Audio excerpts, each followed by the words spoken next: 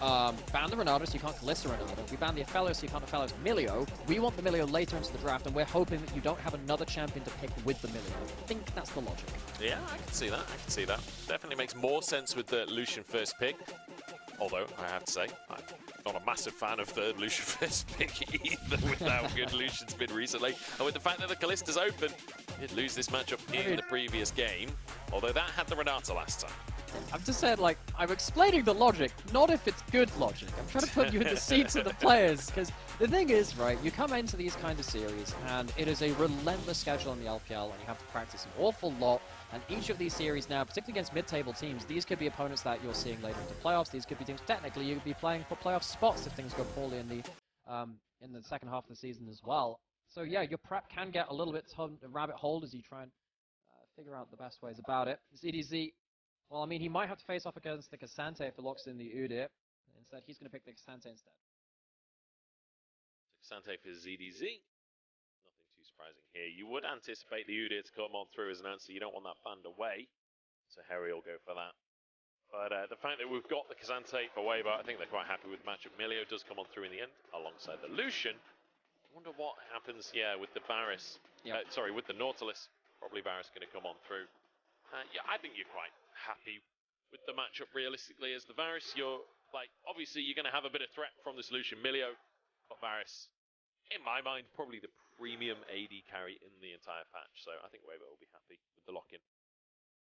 So this is probably going to be the on-hit Varus because you got the Udyr, and I mean, we saw how little damage Udyr took in the game before, which means you need the on-hit carry of the Varus to actually have a hope of really dismantling that pick. One thing which, of course, Weibo now need to be aware of is something like a Tristana Maokai pick in, lock-in from AL to do effectively what they did to them. You already have the Milio locked in, which will buff up a second AD carry. You could lock in the Maokai for engage as well. I wonder if that's how AL would like to approach this, and of course Shanks is a Tristana player too. So if they go for it, there's Rel, Zinzao, junglers being focused out here as both supports are already locked in. I wonder if we do get any more mid lane bans. We saw earlier today a lot of mid lane bans coming on through in the first game of this series. We ended up with Tristana versus Corki, a matchup that's like a long time since we saw it, but Poppy taken off the board. Vi going to be the answer as well. Things like the Lee Sin still available. It's a XiaoHao classic, to be honest. Although he's not played it a ton this split, it's one of the picks he's built a reputation for himself on. But even things like the Viego that we've seen a ton of this split, still open and available if our junglers want to go for a carry. Well, one of the reasons we've seen a ton of it is because XiaoHao's been the one playing a ton of it. He's picked up a lot of those games in the LPL. It felt like Weibo were the first team to really go towards that pick. They're saving jungle pick until last, actually. Potentially give XiaoHao another option.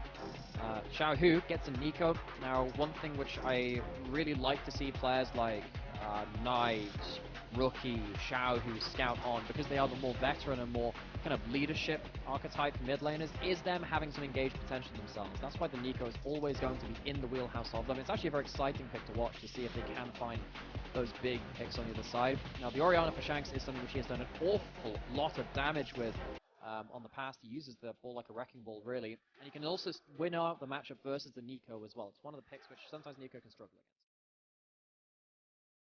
Certainly can be. We saw an Orianna earlier from Rookie. Didn't look too hot in that game. Let's see if Shanks can have a bit of a better performance. Certainly works well with Graves, having your kind of somewhat supportive mid laner to set up for the Graves being aggressive as a jungle carry. The Viego we talked about before, going to be locked in for XiaoHao as well. So carry matchup, I feel like this is the most common jungle matchup we've seen all day. Yeah, it has been, and it feels like, you know, Graves wants to be playing behind his front line and looking for kind of like the finishing kill from range, whereas the Viego wants to try and pick off the first target as well, rather than kind of like dive onto the backline or use the Graves ult to hit the backline to start off that kind of kill domino effect. Now you have a lot of engage to help with that too, to get the first kill. You have Nico ult, you have Cassante all out, and then of course Varus and Nautilus with a huge amount of dedicated lockdown. What this means is that AL needs to be very coordinated and positioned well in the team fights to not give over the first kill easily. You've got an enchanted support in that Milio. They die easily if they're caught, but they'll help the person who is caught by shielding them if that comes to it. So that's kind of the matchup which I need to start seeing. How easily is that first kill going to go down? Can they get that first kill? Can they snowball from there? That's going to be the question, especially if you're getting those resets coming on through. Like you say, it really can become impossible to deal with. The Graves as well. It's been a powerful pick. It's been a pick that we've seen different teams have different levels of success with. I feel like Graves is one of the harder carry jungles to play around as a team. And Viego, I think, a more straightforward win condition for teams to play through. Weibo with a lot of ways to start a fight as well. The Nico, the Nautilus to set things up, as well as that Varus ultimate. We'll see if AL have what it takes and if they can use this Udyr effectively, as well as ZDZ did in the previous game. Time to see if Weibo can close a series cleanly. It's been a bit rare for them to do that. The game to show us, though. Let's see if they can close it.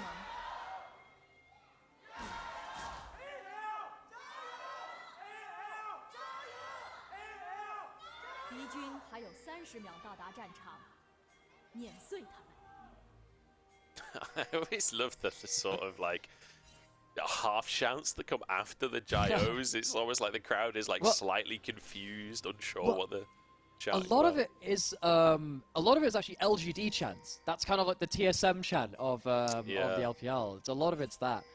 For reasons which I just don't know why. But hey, you know what? I'm not going to begrudge them that. Like a decade ago. Well, hang on. They will be fantastic next year. The LGD thing is they're good every 5 years. 15, 2020, 2025. There's a pattern, maybe. Yeah, we'll see. We'll see.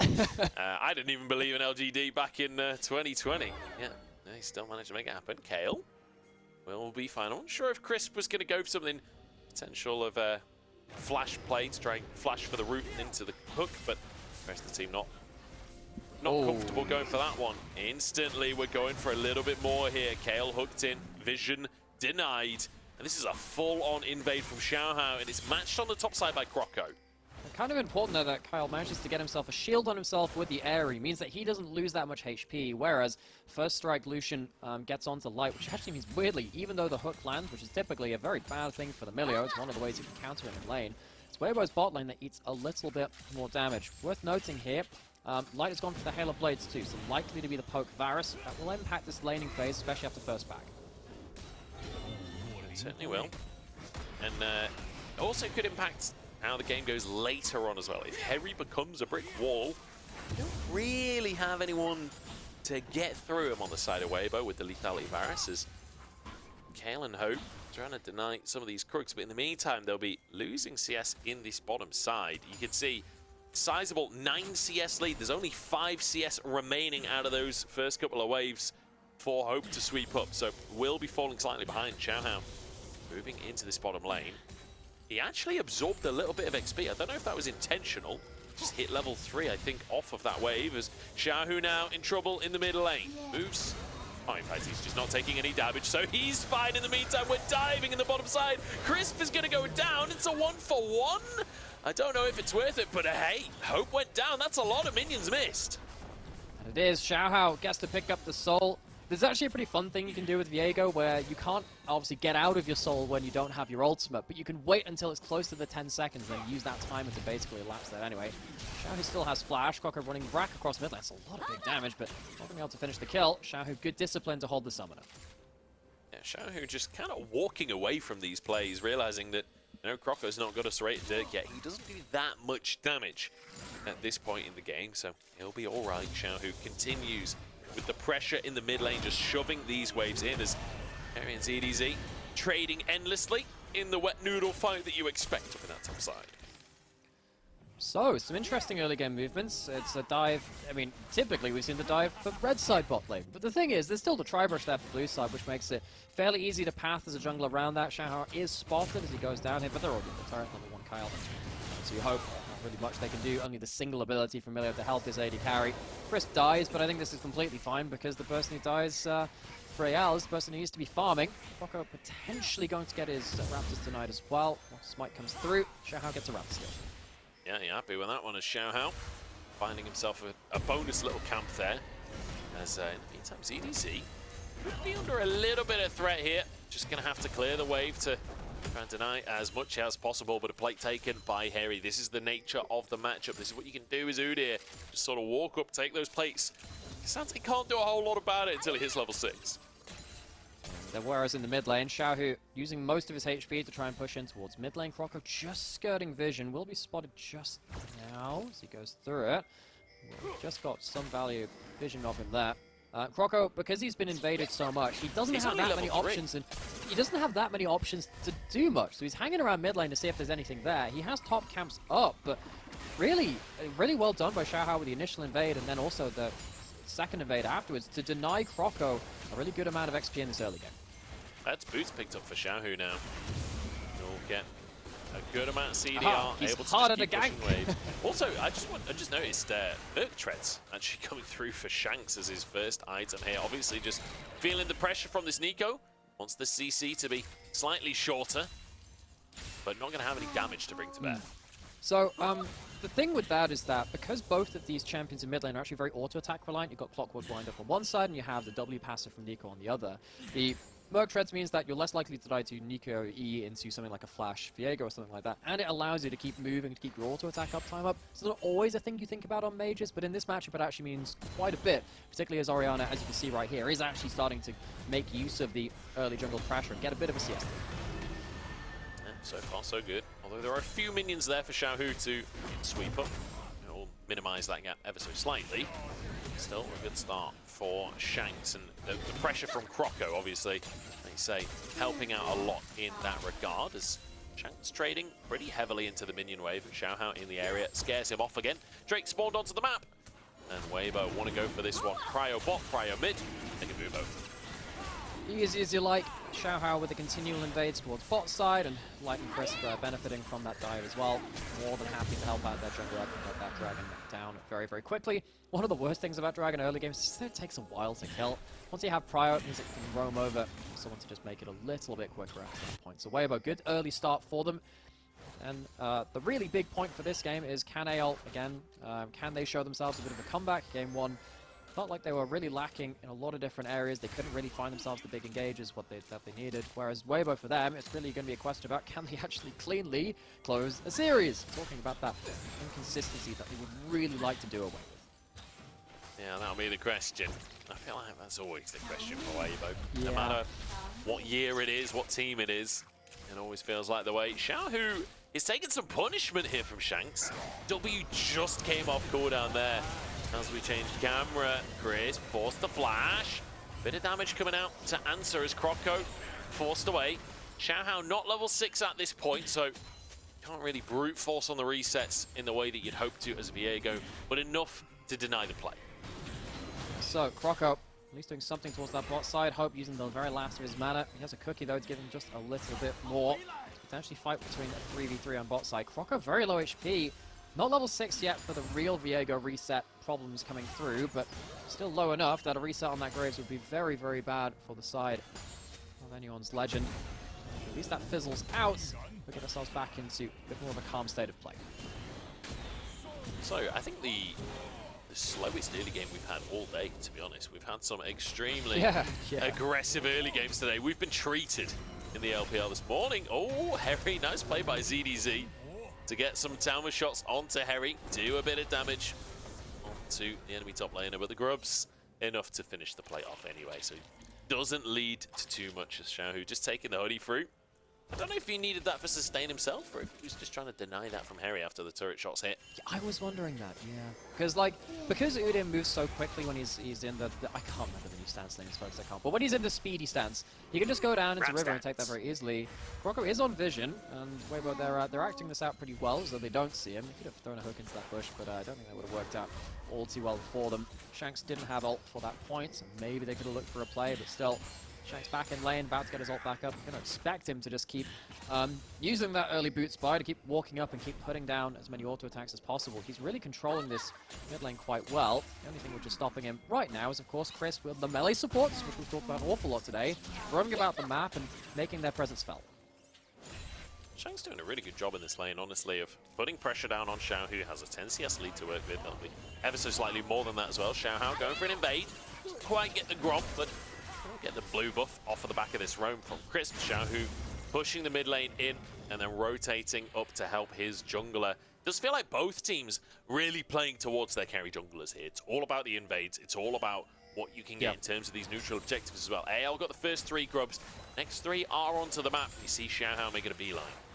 And particularly with you know, the ability to kind of walk up and support the jungler, with like Crisp has on this Nautilus, it does mean that you can drop down some extra wards into the enemy jungle. You see that Croco's managed to do a bit there towards bot side. You can see that on the other side, we've got some wards throughout the place. It just makes it a lot easier to set up for the next play. ZDZ are pretty low here.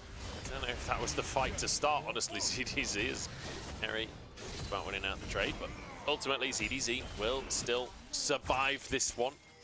Is on that Cassante, you can afford to be very low. Croco grabs himself a blue buff, knocked up though. Pop Blossom gonna come on in, and look at the burst damage out from Light as well. Shanks will be the next target.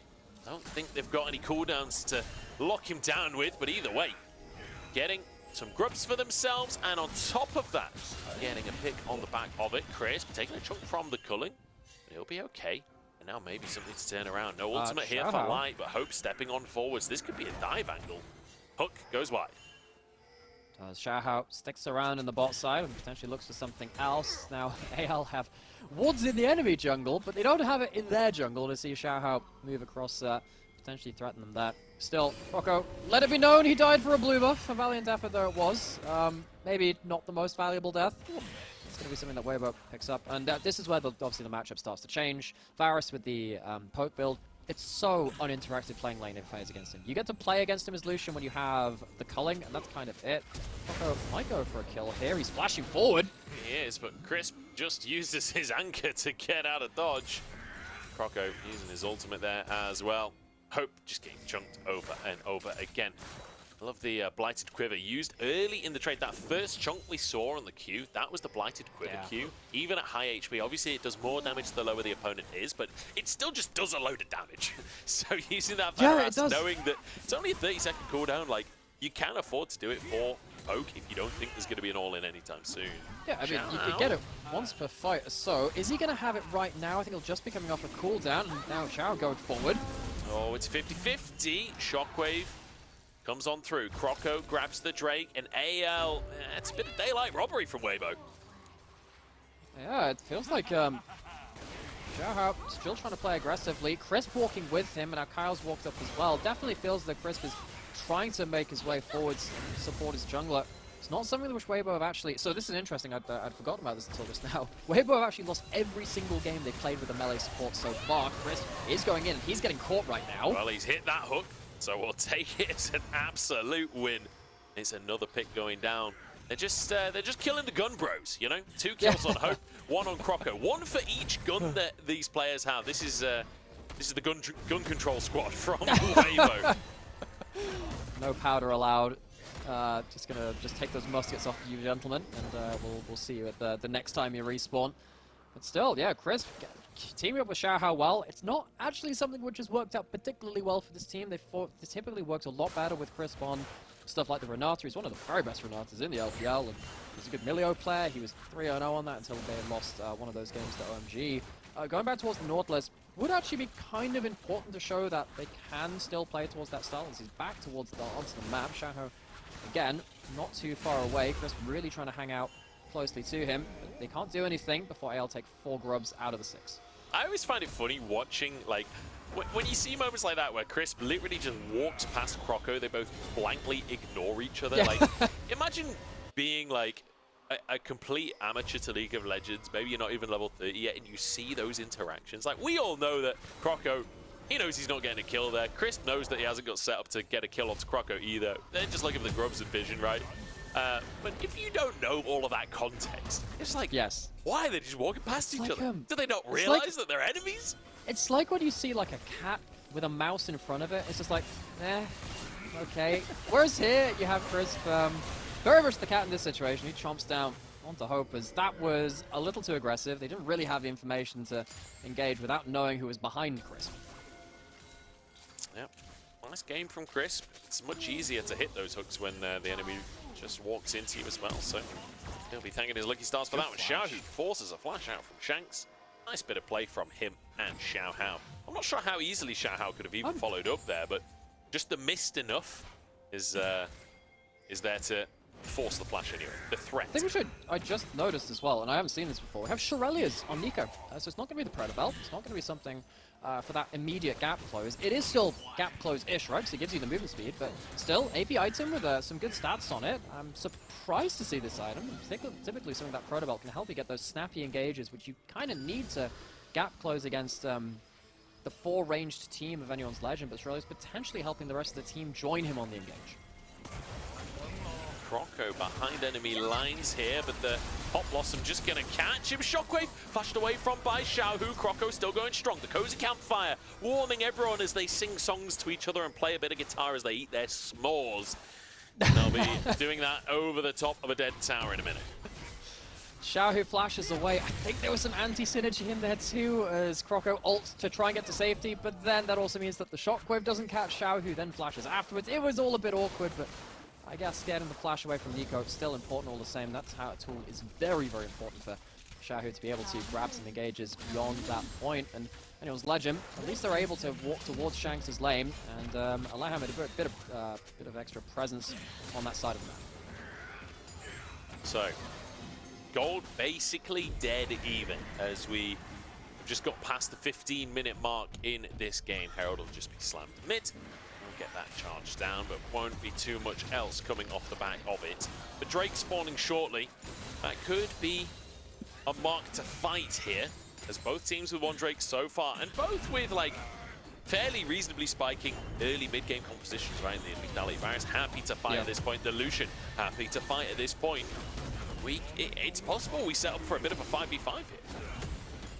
Potentially so. I think it's harder when you don't have flash on the Nico, but then Crisp can kind of make up the difference there too, because he can be the one to really start off things with a flash ult himself. So as it stands, we have resets coming through from both teams, which means that they're starting to get towards those second items. Once Hope hits second item, then I think AL start really turning on the afterburners. So that's the Lucian thing. You hit the fire cannon, he hits you from an absolute mile away with Emilio as well. The double range increase, absolutely obnoxious. Maybe they can see if they can kind of catch someone like Lights or Xiaohu out of position with that power spike. This game's not really been about the Lucian though. It's kind of a problem at this point where you need to start making something happen of it. AL pushing towards side lanes instead. Xiaohu, no flash, that was burned last time, potentially a catch hit. Pop Blossom is available, and that's enough to turn fights a lot of the time. There is nobody coming though. He is alone in this play. Root dodged by Croco. Pop Blossom comes on through. That's the stun, but instantly Kael cleanses the stun from Croco. Very nice timing on the Milio ult there. And that's going to open Shanks up to take this tier 1 tower. Okay, good goal onto the Orianna as well, because as soon as this champion starts hitting multiple items, feels like they'll be adding a huge amount to the damage profile for AL as well, especially with how well Shanks has been playing on this pick in the early game so far. If he can continue that into team fights with the gold invested into him, that's a big moment. On the other side, Weibo, they did push down mid lane out of turret. They're going to potentially look for a dive on this bot side as well, but Kael has made his way towards bot side already. So tier 1 on the top side for AL, traded for a tier 1 mid and now tier 1 bot for Weibo as well. A TP being channeled here from the side of Weibo. ZDZ looks to potentially start a fight, but we'll see better of it in the end. I want to see if there was a potential angle for a fight even in mid lane there from Weibo, because there was a couple of wards, as we can see. One of the follow-on effects when you're moving around the map very quickly like this is that wards get dropped in places you don't expect. When you have teleports, say from someone like a Nico, of course they don't have the ultimate right now, but the next time this happens, just question, okay, things have been getting a bit hectic. Where have the wards been? Where can we get these big teleport flanks?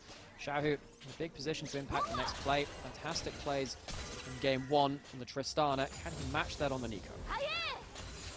That'll be the question. Once again, the Shirley is unfortunately not saving him this time. Just trying to survive the last time. He's tried a couple of times now. I'm yet to be convinced. I will see what happens when he gets, you know, grouped up with a couple more people so he can get the AoE buff. But as it stands right now, it just feels like it doesn't really matter what he would have built. He probably would have just died anyway. He's just not in the right position. Let's be team honest. Wasn't really there. Proto Belt ain't saving him there. Like, no matter what you build, the Grave still does damage with a shot. Maybe if he had the snap stick of power from the Nexus split mode, the one which gives you like a million of every stat, maybe that could do it. But besides the golden that, spatula. pretty good. Yes, that's the one. Yeah.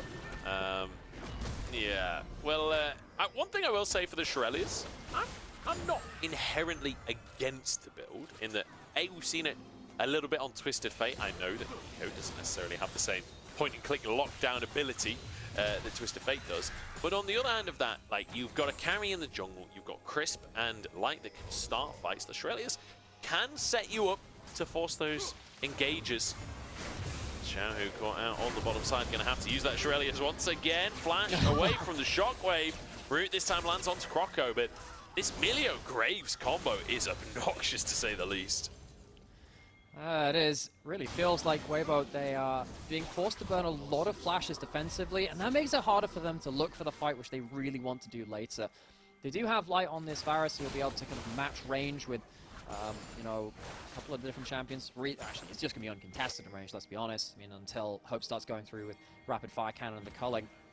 So it's not like Weibo are forced to engage all the time, but it's just really annoying with them being pushed back time and time again. Someone like this Viego is going to really struggle. It's cold in the middle. Light forced to flash, and he's just down. Oh! Hope managed to get it. I understand why Weibo hate guns now, as they are absolutely taken apart. Headshot comes on through, and now Crisp Spider-Man's his way through the jungle, but no! Blasted to smithereens, the shotgun and the dual pistols working out in the end. Oh, it's high noon, and it is a low, low point for Light and Crisp. They'll have no bot lane now with Weibo to contest this Baron, which is being started very early on, but they have Hery to tank this. Let's see if they can actually force a fight, though. XiaoHao still has ult, and he has flash. ZDZ doing Cassante things, just walking into 5 people confidently. Can Xiaohu win the fight? He needs to have an incredible Pop Blossom if they want any chance of winning this one. 3K on the Baron. Ooh. As here we go, Pop Blossom in. Kael the only target as they walk away, and Weibo will be taken apart. ZDZ, you may be strong, you may be Cassante, but you can't 1v5. That's Baron taken down. Oh my god, Light nearly gets it, but it will be smited in the end by Croco. Even with the flash and the ult from Xiaohu, he couldn't get the big carries down, and this Nico has really, really struggled. It is the inconsistencies of Weibo, which we have started to question. They have had some okay moments in this game, but going this far up in mid lane without your teammates nearby is really unforgivable from Light. This is exactly what Lucian has done. Despite the fact that this game has not really been about the Lucian, this is the power spike that everyone in the LPL, everyone in the world, let's be honest, knows that you have to be careful of. The chase down is really nasty after that point, and without having that Nautilus to start off the fight, it's much harder for Weibo to find themselves the angle. XiaoHao, no flash, has himself the smite, potentially could look for a steal, but even he can't get into the fight because Hery just chases him down relentlessly. With the shockwave coming through too, it just feels like AL just managed to completely scope the HP bars out before they could really ever be fought back. I'm just saying, if Xiaohu has Proto Belt there, his ult hits Hope. Unfortunate on that one. Kael comes across, shields across the team, but Crisp still chunked massively. Here we go. Oh no, if he has Proto Belt there, he hits Hope. It's a disaster for Xiaohu. And now AL, they can just walk this one mid if they want to. ZDZ trying to clear the wave. It's pretty damn tanky, but there's all 4 players here for AL. And I mean, they will just bring it down eventually. I feel like he wasn't even trying to escape that one, as now they will finally chase him down. Hope grabs the kill. This is a disaster for him. I thought it was just happened over the last couple of minutes. But what's happened this game, between this game and last game, is the question we always ask about this team. Last year, they somehow coin flipped their way to a Worlds Finals, despite them having a very similar identity. And folks, it has not stopped there. You can change out a couple of members, but there are still so many issues with them. You can see no Shurelias here for Xiaohu. He's not getting out either way. Kael, Shanks, they'll finish this one up, and Weibo's woes continue. The Weibo woes, if you will. Fantastic. Yeah. There we go. We're using that now. Coin it. Someone write it down. Yeah. This is why they pay me the big bucks. Read, they don't. Here we go. Drake taken by AL. You know, 2 were taken earlier on in the game by Weibo, so no threat of a soul this game. But to be honest, I don't think this game's going to go that much longer with how these fights are going. No, me neither. Nautilus Assault comes up, the hook's already been used. The less we say about that ult, the better. Xiaohu's had a really bit of a shocking game. He's been focused a lot, that doesn't help, but he's also not really pulling the trigger well once it gets to that point. ZDZ tries to ult his way out here, but I think he's actually interrupted by the Milio Q, which means he can't ult through the wall. Bit of a sad moment for him. And yeah, Anyone's Legend, very comfortable gold lead now. Up towards about 9,000, just about 8,500. About the same. And Weibo, they don't really have any plays left. Maybe when Xiaohu has flash, they can look for something. I just don't think they have the damage. Yeah, I'm not sure. And, you know, it's another one of those games where we see a lethality Varus, and I feel like, well, who kills the Udyr? You know, if it does end up in a front-to-back fight, realistically, laser, who is killing him? I mean, it's certainly not Shirelia's Nico, that's for sure. I'm just going ham on this build at this point. I really don't think Shirelia's has anything to do with this loss in the grand scheme of things, but, you know, well, at least if it makes you so feel no better, can get through. if it makes you feel better, I'm not going to begrudge you that. I had a look on just the second screen as well, just seeing, well, you know, has anyone else been building this? I haven't seen anything so far. It might just be something that's been done in scrims. I haven't seen it in solo queue. It can help someone like the Nautilus or the Viego get closer in range, but I kind of feel like Nico's job is to not be with them, it's to be on a flank and then to get those plays anyway. It really just feels like, and then somebody helps. EDZ's called out here. Shockwave back. Good stuff there. This is EDZ. Should be just about dead, although pulls someone over the wall so he can die nearer to Baron. I like it. Bit of repositioning, seeing some of the scenery on your way down. He's a tourist, is EDZ. It's like the last will and testament of Cassante. Throw my ashes into the wind near Baron. Just ult his way over them.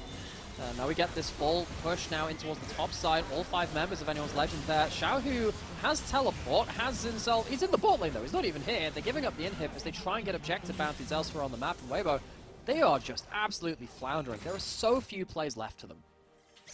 Yeah, it does feel like this is one of those games where if they manage to come back in this one, it is on AL.